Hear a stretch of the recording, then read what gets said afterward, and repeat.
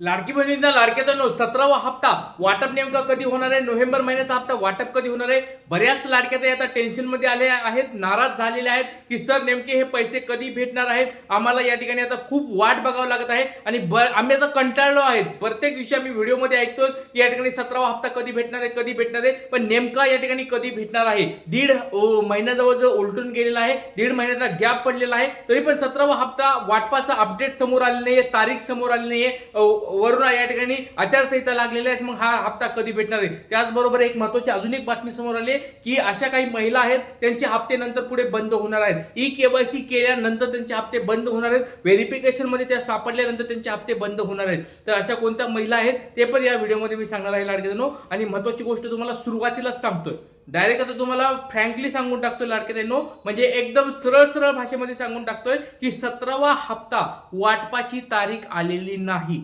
परत सांगतोय, 17वा हप्ता वाटपाची तारीख अजून समोर आलेली नाही या ठिकाणी. त्याचबरोबर या ठिकाणी जी 21 तारखेला आचारसंहिता संपणार होती आणि 22, 23, 24 तारखेला या ठिकाणी किंवा 25 तारखेपर्यंत या ठिकाणी होतं, त्या ठिकाणी पण या ठिकाणी फिक्स डेट आलेली नाही. म्हणजे त्यावेळेस पण तुम्हाला हप्ता भेटण्याचे चान्सेस या ठिकाणी खूप कमी आहेत. म्हणजे डायरेक्ट तुम्हाला फ्रँकली सांगतोय. बरेच लाडके म्हणतात की सर मग आता खरं खरं सांगत, तुम्हाला तर खरं सांगून टाकलेलं आहे. आता व्हिडिओ या ठिकाणी बघायचा असेल तुम्हाला, ज्या लाडके त्यांना बघायचं असेल त्यांनी कंटिन्यू करा, किंवा जर ज्या लाडके फक्त 17वा हप्ता कधी भेटणार आहे यासाठी आल्या होत्या व्हिडिओ बघायला, त्या ताईंनी व्हिडिओ थांबवला तरी चालते लाडक्यानो. चला आता बाकीच्या ताईंसाठी हा व्हिडिओ असणार आहे की कोणत्या अशा महिला आहेत ज्यांचा हप्ता आता बंद होणार आहे. ई-केवायसी कधी या ठिकाणी केल्यानंतर हप्ता बंद होणार आहे, किंवा कोणाची ई-केवायसी पेंडिंग असेल त्यांचं नेमकं काय होणार आहे, किंवा ज्या लाडके त्यांनी ई-केवायसी या ठिकाणी केली होती पण त्यांच्या चुका झाल्यात त्या लाडक्या त्यांनी काय करायचं या व्हिडिओमध्ये मी तुम्हाला सांगणार आहे. व्हिडिओ खूप महत्त्वाचा असणार आहे.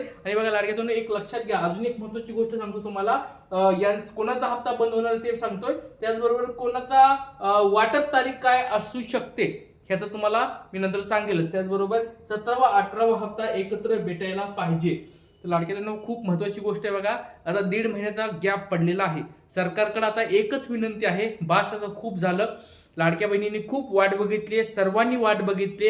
आता 2 हप्ते एकत्र भेटायला पाहिजे, 17वा 18वा हप्ता एकत्र भेटायला पाहिजे. तुमचं याच्यावर काय मत आहे लाडक्यांनो कमेंट बॉक्समध्ये सांगायचं. चला तर वेळ वेळानंतर व्हिडिओला सुरुवात करूया.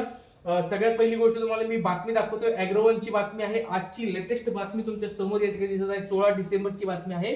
लाडकी बहीण योजना, लाडक्या बहीण योजनेमध्ये ई-केवायसी केल्यानंतर ही लाभ कायमचा बंद होणार, नवीन अपडेट समोर आलेले आहे. म्हणजे काय, ई-केवायसी केल्यानंतर बघा लाडक्याच्या बऱ्याच लाडक्या या ठिकाणी वगळल्या जाणार आहेत. पण आता समजू नका की 17व्या हप्त्यामध्येच वगळतील, असं नाही लाडक्यानो. ई-केवायसी अजून व्हेरिफिकेशन खूप वेळ लागणार आहे, त्यासाठी त्याच्याबद्दल तुम्ही काळजी करू नका. 17वा 18वा हप्ता तुम्हाला भेटून जाईल, त्याच्याबद्दल काळजी करू नका. पण जे पुढचे 19वा 20वा जो हप्ता असेल पुढचा, फेब्रुवारी मार्च महिन्यामधले पुढच्या 2026 मधले, तेव्हापासून व्हेरिफिकेशन होणार आहे आणि तुमचे हप्ते नंतर बंद होणार आहेत. तर अशा कोणत्या लाडक्याताई आहेत त्यांचा हप्ता बंद होणार आहे ते तुम्हाला मी सांगणार आहे. तर तुम्हाला काही लाडक्यातून मी प्रश्न विचारणार आहे, त्या प्रश्नाचे उत्तर कमेंट बॉक्समध्ये सांगायचे आहे. तुमचं नाव सांगा, जिल्हा सांगा, आणि मी जे प्रश्न विचारणार आहे त्याचे उत्तर तुम्ही कमेंट बॉक्समध्ये द्यायचे आहेत. तर बघा लाडक्यातून काय काय असणार आहे बघा, या ठिकाणी बातमीमध्ये तुम्हाला मी दाखवत आहे की कोणत्या महिलांना लाभ मिळणार नाही. सगळ्यात पहिली गोष्ट, ज्या महिलेच्या कुटुंबाचं उत्पन्न 2.5 लाख उत्पन्न आहे, 2.5 लाख, एक लाडक्यातून कमेंट बॉक्समध्ये सांगायचं आहे तुमच्या कुटुंबाचं, म्हणजे तुमचं असेल आणि तुमच्या पतीचं किंवा वडिलांचं यांचं मिळून उत्पन्न, किंवा तुमच्या घरातल्यांचं, रेशन कार्डवाल्यांचं ज्यांचं आहे त्यांचं उत्पन्न 2.5 लाखाच्या कमी आहे का? प्रामाणिकपणे सांगायचं लाडक्यातून. कारण की तुमचं आता तुम्ही म्हणत असाल की सर हे चेकिंग कसं होणार आहे? IT तर्फे डेटा आलेला आहे, IT डिपार्टमेंट कडून डेटा घेतलेला आहे, इन्कम टॅक्स कडून डेटा घेतलेला आहे, आणि तुम्ही आता या ठिकाणी आधार कार्ड जोडले. कुणाचं जोडले? तुमचं स्वतःचं जोडले ई-केवायसी करताना. दुसरी गोष्ट म्हणजे तुमच्या पतीचं किंवा वडिलांचं आधार कार्ड जोडलेले, किंवा पती नाही आहेत, वडील नसतील, त्यांनी तुम्ही डॉक्युमेंट जोडलेले आहेत. या सगळ्या गोष्टी या ठिकाणी चेक होणार आहेत. आधार कार्ड बँकेला लिंक असतं, हे तुम्हाला सगळ्याला माहिती आहे. बँकेला लिंक असतं आधार कार्ड, म्हणजे तुमच्या आधार कार्डवरून समजणार आहे की तुमच्या अकाउंटला किती पैसे येतात, किती जातात, सगळं होणार आहे. आणि IT डिपार्टमेंट कडून असेल, किंवा ITR असेल, किंवा तुमचं इन्कम टॅक्स असेल, यांच्याकडून पण डेटा घेतला जाणार आहे. या दोन्ही गोष्टी मॅच होणार आहेत, व्हेरिफिकेशन होणार आहे, आणि याच्यानुसार समजणार आहे की तुमचं उत्पन्न किती आहे. 2.5 लाखापेक्षा जर जास्त उत्पन्न असेल तर तुमचे लाडक्या बहिणी योजनेचे हप्ते पुन्हा बंद होणार आहेत. तर लाडक्या बहिणींनो खरं खरं सांगायचं तुमचं घरातल्या जर सगळ्यांचं मिळून उत्पन्न 2.5 लाख आहे का, 2.5 लाखापेक्षा जर जास्त असेल तर तुमची लाडकी बहिणी योजना बंद होणार आहे. आता दुसरी गोष्ट, ज्या लाडक्या ताई अशा आहेत त्यांच्या घरामध्ये कुणी सरकारी नोकरदार आहे का, कमेंट बॉक्समध्ये सांगायचं सरकारी नोकरदार, प्रामाणिकपणे सांगायचंय सरकारी कर्मचारी तुमच्या घरामध्ये आहे का किंवा सेवानिवृत्त कुणी आहे का. जर तुमचं ते असेल तर या ठिकाणी तरी तुमचा हप्ता बंद होणार आहे. कारण की सरकारी नोकरदार म्हणजे बरोबर 2.5 लाखाच्या वरच त्याचं उत्पन्न असणार आहे. 2.5 लाखाच्या पेक्षा कमी उत्पन्न असणारा कोणी सरकारी नोकरदार नाहीये. त्याच्यामुळे कमीत कमी 2.5 लाख तर ऑटोमॅटिक होतंय. म्हणजे त्यांचं पगार असेल, किती जरी कुणी सेवक जरी असेल, कर्मचारी जरी असेल सरकारी नोकरदार, तरी त्याचं पेमेंट या ठिकाणी चांगलं असतं आणि 2.5 लाख पेमेंट त्याचं ऑटोमॅटिक त्याचं होऊन त्या ठिकाणी सरकारी नोकरदाराचं या ठिकाणी डायरेक्टच असणार आहे की तुम्हाला लाडकी बहीण योजना बंद होणार आहे. म्हणजे सरकारी नोकरदार तुमच्या घरात कुणी आहे का, कमेंट बॉक्समध्ये सांगायचं. त्याचबरोबर लाडकी बहिणींनो वयोगट लक्षात घ्या. लाडकी बहिणींनो 21 ते 65 वयोगट. बघा आता आधार कार्ड तुमचं टाकलंय, आधार कार्डवर डायरेक्ट तुमचं वय दिसतं.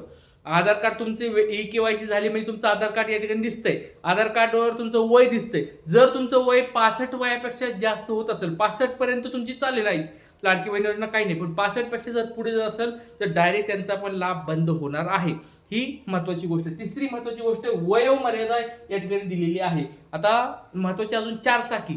आता बऱ्याच ठिकाणी सांगतात की बाबा 4 चाकीमुळे या ठिकाणी लाडकी बहीण योजना बंद होणार आहे किंवा आता झालेली आहेत अशा अजून असं काही झालेलं नाहीये. कारण की त्याची पडताळणी चालू आहेत आणि त्याचे ऍक्शन घ्यायचे अजून बाकी आहेत. 4 चाकीचं कुठल्या थोड्याफार जिल्ह्यामध्ये घेतली असेल ऍक्शन, पण सगळ्या जिल्ह्याची अजून ऍक्शन घेतलेली नाहीये. त्याच्यामुळे 4 चाकीमुळे टेन्शन घेऊ नका. आताच 4 चाकी सोडून बाकी उत्पन्नावर या ठिकाणी 100% तुम्हाला या ठिकाणी बाहेर काढलं जाणार आहे. दुसरी गोष्ट, सरकारी नोकरदार असाल बाहेर काढलं जाणार आहे, वयामध्ये बसणार नाहीत, बाहेर काढलं जाणार आहे. या 3 गोष्टी खूप महत्वाच्या तारखेला. आणि सगळ्यात महत्वाची चौथी अजून एक गोष्ट आहे. चौथी तर खूप जबरदस्त ही महत्वाची गोष्ट आहे, ती म्हणजे तुमच्या घरामध्ये कुटुंबामध्ये रेशन कार्डवर जर या ठिकाणी 2 लाडक्या बहिणी असतील, त्याच्यामधले एक विवाहित एक अविवाहित, ह्या दोन्ही असतील. आता तुम्ही म्हणताल हे सर ओळखायले कसे. आता तुम्ही बघा ज्यावेळेस KYC चालू झाली, आता ही नवीन KYC झाली, त्याच्यामध्ये स्पष्ट शब्द तुम्हीच लिहिलात, विवाहित आहे त्याच्यावर टिक करायला, अविवाहित आहे त्याच्यावर टिक करायला. टिक केलं म्हणजे समजून येणार आहे रेशन कार्डवर तुमच्या घरात कोण कोण आहे, सगळं समजणार आहे लाडक्या बहिणी. त्याच्यामुळे घरामध्ये 2 लाडक्या बहिणी असतील, त्या पण एक विवाहित एक अविवाहित अशा जर असतील तरच त्यांचे पुढे लाभ चालू राहणार आहेत. बाकी सर्व लाडक्या ताई या ठिकाणी बाद होणार आहेत. त्याच्यामुळे सर्व लाडक्या ताई कमेंट बॉक्समध्ये सांगायचं तुमच्या घरामध्ये किती लाडक्या बहिणी आहेत. तर त्याचबरोबर ह्या सगळ्या गोष्टी लक्षात ठेवा लाडक्या बहिणींनो.